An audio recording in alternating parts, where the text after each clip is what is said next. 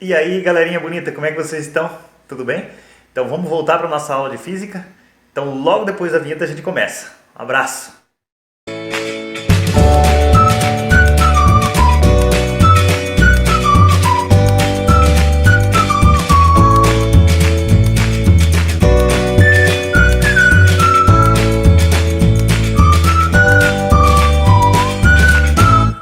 Olá pessoal, tudo bem? Gente, então vamos continuar com a nossa aula de lentes esféricas, né? Deixa eu só pegar aqui um ponteiro, um apontador. Muito bem, vamos lá, vamos continuar. Lentes esféricas e vamos começar com as condições de nitidez de Gauss, tá? As lentes esféricas, né? Elas devem ser sistemas ópticos astigmáticos. O que significa isso? Significa que um ponto colocado na frente da lente, ele vai conjugar ou vai divergir um único ponto imagem, tá certo? Mas para que isso aconteça, é preciso algumas condições, né? Que são as condições, então, que a gente vai ver para a nitidez de Gauss. A primeira delas é que a espessura dessa lente deve ser bem pequena. Então, quando eu digo que a espessura dessa lente é bem pequena, ou ela é muito menor do que o raio, conforme a gente está vendo aqui em destaque, nós dizemos que ela é uma lente delgada, tá bom? E vocês vão perceber essa palavra delgada em vários exercícios. Então, toda vez que ela que aparecer, você pode entender que a espessura da lente é muito menor do que o raio que formou essa lente. O raio que? O raio da esfera. Bom, a segunda condição é que os raios incidentes são aproximadamente paralelos ao eixo principal, o que nós chamamos de paraxiais, tá bom? Outra palavra que vai ocorrer nos exercícios. Então não se assuste, não estranhe quando aparecer essa palavra paraxiais, tá? Quando está aparecendo, então nós estamos falando de uma formação de imagem diante de uma lente esférica, onde é satisfeita a condição de nitidez de Gauss. E aí nós vamos fazer o estudo. Diante dessa condição de nitidez, faremos então essa interpretação, essa análise das imagens, através da equação de Gauss e também o aumento linear, que a gente já viu essa equação lá nos espelhos esféricos, e nós vamos continuar utilizando aqui nas lentes esféricas. Muito bom. Então, para isso, vamos convencionar, vamos dar nome aos bois, né? E onde nós chamamos de f minúsculo a distância focal, né? Que é a distância do foco ao centro óptico da lente. O p minúsculo, que é a distância do objeto até a lente. O p', que é a distância da imagem até a lente. O tamanho do objeto e o tamanho da imagem. E aí a gente lembra da equação de Gauss, que é dada por 1 sobre f igual a 1 sobre p mais 1 sobre p'. Lembra lá, né? Uma flor é igual a uma pétala mais uma pétalazinha. Tá certo? Então, um macetezinho para vocês lembrar da equação de Gauss. E o aumento linear, quantas vezes, né, a imagem é maior ou menor do que o objeto, é dado então pela altura da imagem, pelo tamanho da imagem, dividido pelo tamanho do objeto. Ou ainda eu posso fazer a relação menos a distância que a imagem está do centro óptico dividido pela distância que o objeto está, tá certo? Então aqui nós temos o aumento linear. E aí nós vamos convencionar os sinais para esses elementos. Então, para as lentes de borda fina, nós dizemos que sempre o foco vai ser positivo, tá? Para as lentes de bordas grossas, o foco vai ser negativo. Já o P, que é a distância que o objeto está do centro óptico, ele vai ser sempre positivo em qualquer situação, para lentes de bordas finas ou lentes de bordas grossas. A imagem, quando for real, nós dizemos que a distância dessa imagem até o centro óptico ela é positiva. Se a imagem for virtual, dizemos que a distância dessa imagem em relação ao centro óptico é negativa. certo? Vamos lembrar aqui então o que a gente está fazendo. A gente está convencionando sinais para fazer a interpretação dos elementos que nós temos nas lentes esféricas, né? O foco, a distância do objeto ao centro óptico e a distância da imagem ao centro óptico. Ok? Muito bom.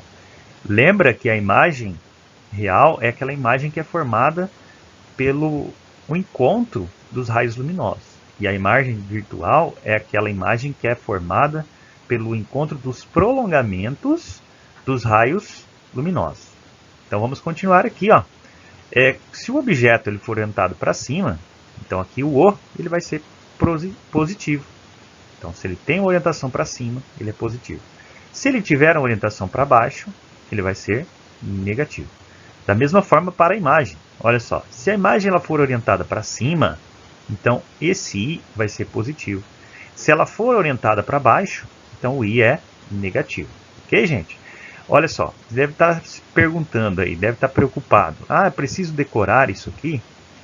Parece bastante coisa, gente, mas depois que você começa a fazer as atividades, você começa a assimilar isso aqui fica lógico, tá? E você acaba tendo isso na cabeça sem problema algum, tá certo? Então vamos lá, com bastante calma. Então, se a imagem for direita em relação ao objeto, o que significa isso? Que a imagem tem a mesma orientação do objeto.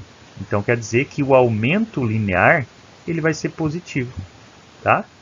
Porque a imagem tem um tamanho que nós consideramos positivo e o objeto também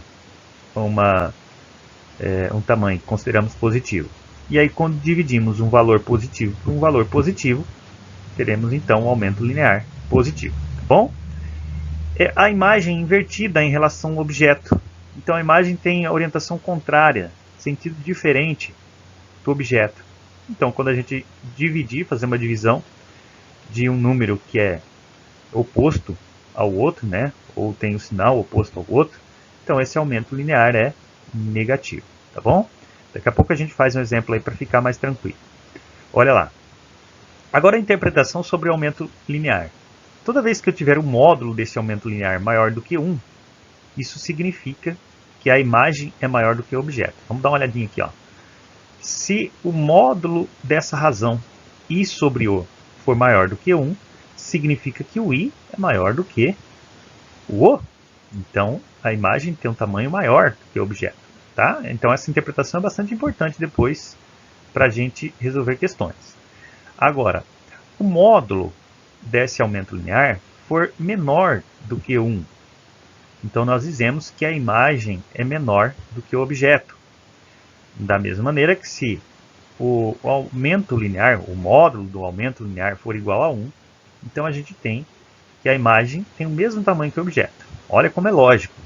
Se eu dividir um número aqui por outro e o resultado for 1, significa que esse número de cima, que foi dividido pelo de baixo, são iguais. Não é? Veja só, está ficando mais claro. Então vamos adiante aqui. E aí nós temos um exemplo, né, uma questão da apostila de vocês. E vamos tentar resolver essa questão aqui para vocês poderem entender. Então, vamos lá. Olha só, um objeto real com 5 centímetros de altura é colocado perpendicularmente ao eixo principal de uma lente esférica divergente, cuja distância focal é de menos 10 centímetros, a uma distância de 40 centímetros do centro óptico da lente. Sobre a natureza e o tamanho da imagem produzida pela lente, podemos afirmar que ela é o que então? A imagem, será que é real, será que é direita e qual que é o tamanho dela? Então vamos fazer o seguinte, vamos pegar os dados dessa questão, vamos utilizar a equação de Gauss para analisar que tipo de imagem que nós temos. Então vamos lá. O objeto, conforme foi dado no exercício, ele tem o quê? Um tamanho de 5 centímetros, né? Orientado para cima, então. O foco é uma lente divergente. Se é uma lente divergente, então o foco é sempre negativo. Foi dado na questão, ó. Menos 10. A distância do objeto é uma distância positiva. Ele está a 40 centímetros do centro óptico. Bom, então a gente tem aqui tamanho do objeto, distância focal e a distância que o objeto está do centro óptico. Então vamos usar a equação de Gauss, gente. Para que utilizar a equação de Gauss? Para determinar qual é a distância que esse objeto está do centro óptico. Porque eu tenho o foco e porque eu tenho a distância que o objeto está. Então vamos encontrar a distância da imagem. Então vamos lá, substituindo. 1 sobre quanto? Menos 10, que é o foco, é igual a 1 sobre 40, que é a distância que o objeto está, mais 1 sobre π', que é a distância que a imagem está do centro óptico. Então vamos lá. Resolvendo essa fração, né, fazendo lá todo o cálculo com frações, mínimo, múltiplo, comum, a gente tem então que esse π' é igual a menos 8 centímetros.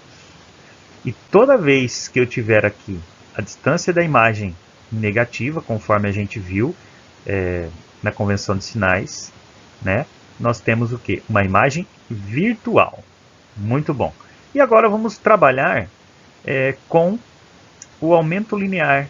Olha só, eu tenho o tamanho do objeto, não tenho o tamanho da imagem.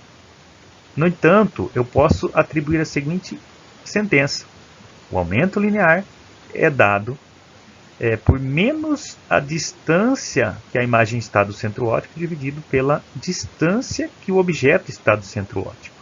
Então vamos substituir. Encontramos aqui, ó, menos 8, que é a distância que a imagem está, e esse menos, que é da própria sentença. Então nós temos mais 8 dividido por 40. Simplificando, nós temos que o aumento linear é 1/5, né? Deu positivo. Então lembra lá, se deu positivo, então significa que a imagem tem a mesma orientação do objeto.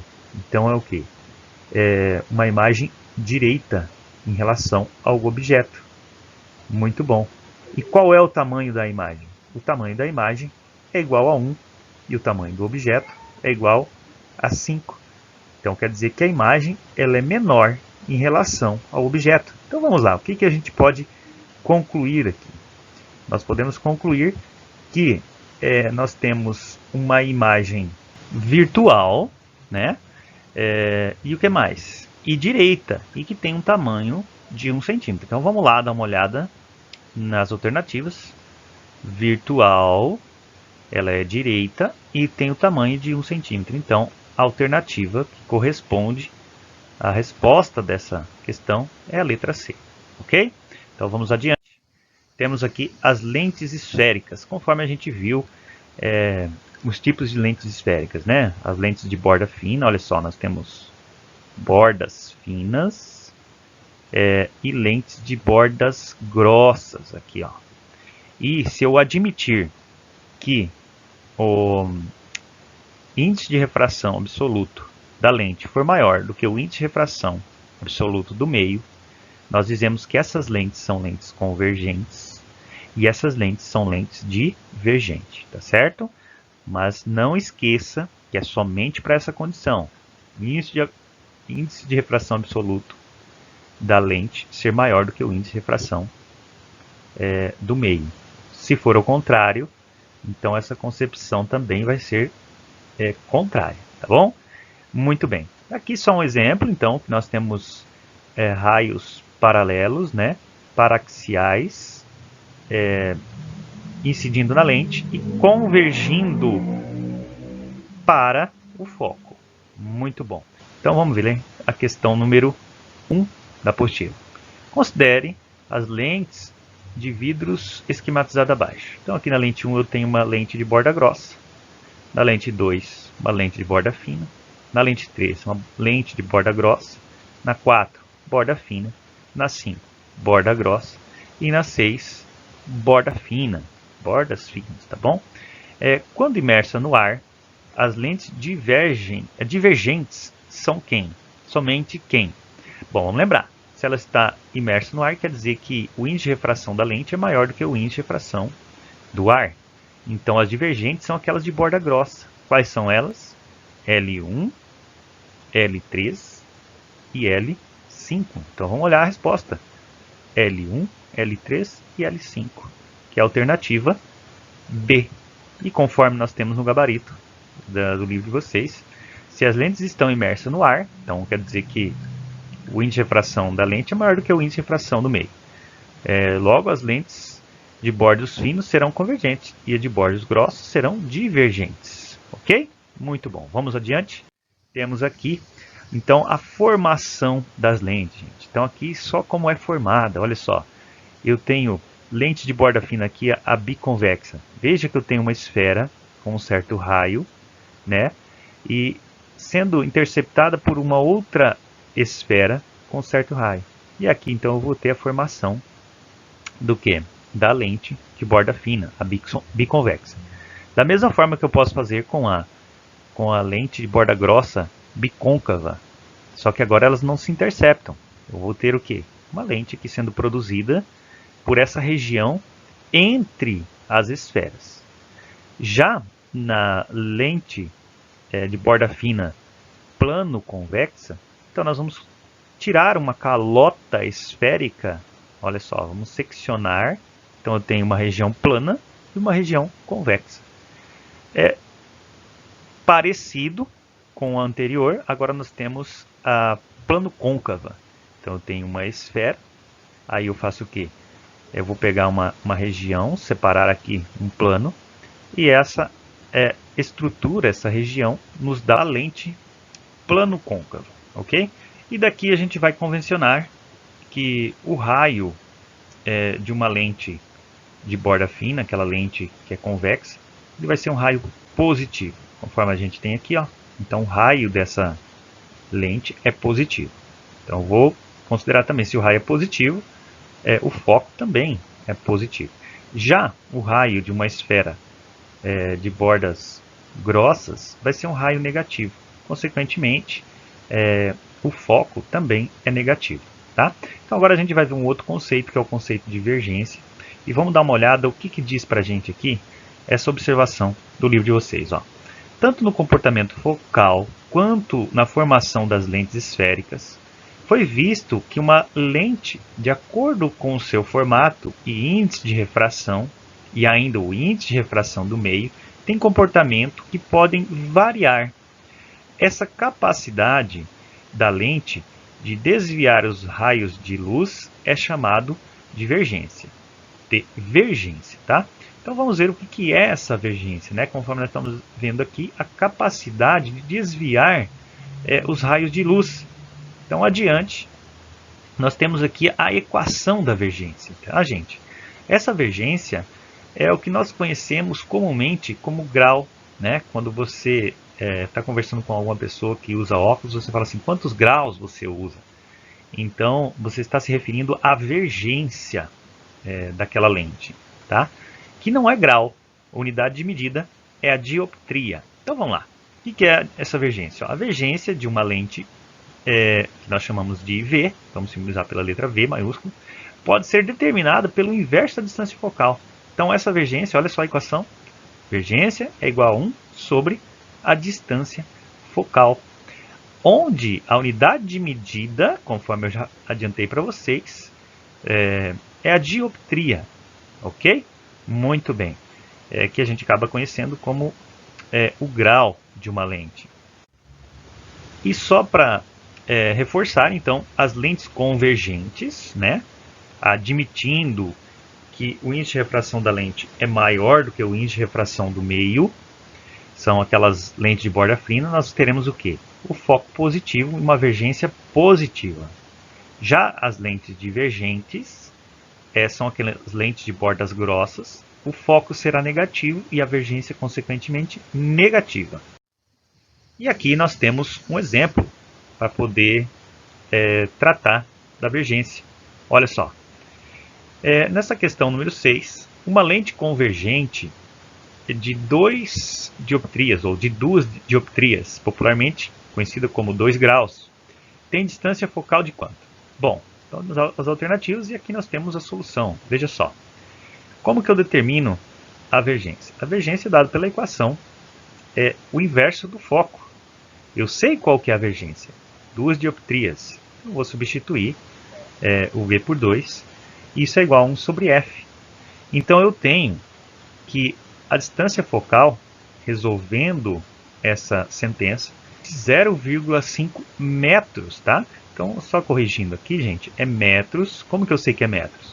Porque se está no Sistema Internacional de Dioptrias, consequentemente, o foco está em metros.